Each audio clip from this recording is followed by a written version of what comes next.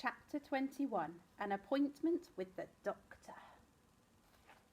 The stranger in black, thought Mr. Penguin with a tremble. It's him! But it wasn't him. In fact, it wasn't a him at all.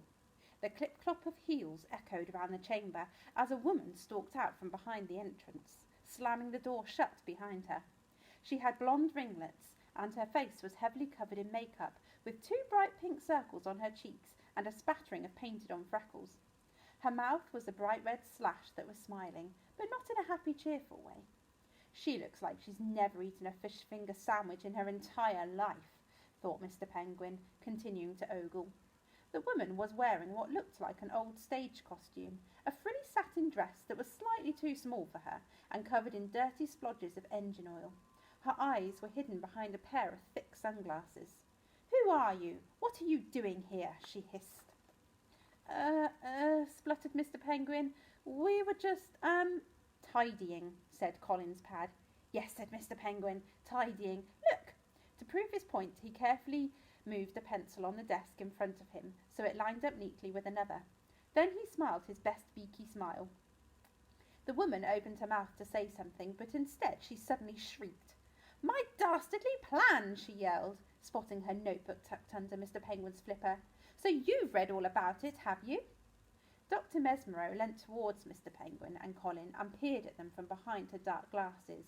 "Wait, I know you," she muttered.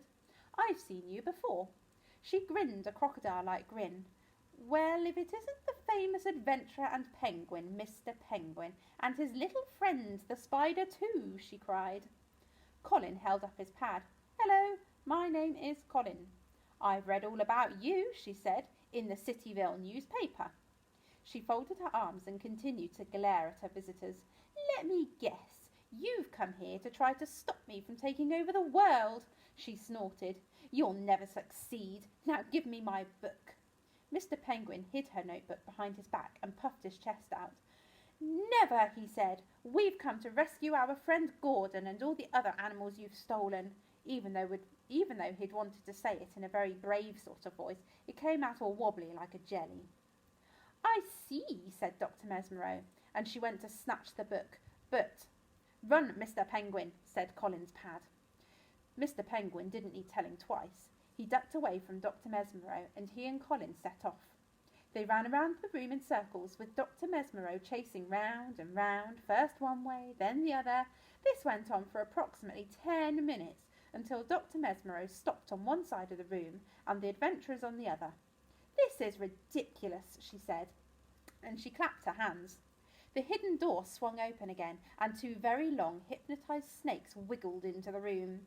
"Seize them!" cried Dr. Mesmero. Before Mr. Penguin and Colin could move, the snakes had zipped across the room and wrapped themselves around the adventurers like living, slithery ropes. Mr. Penguin and Colin were trapped.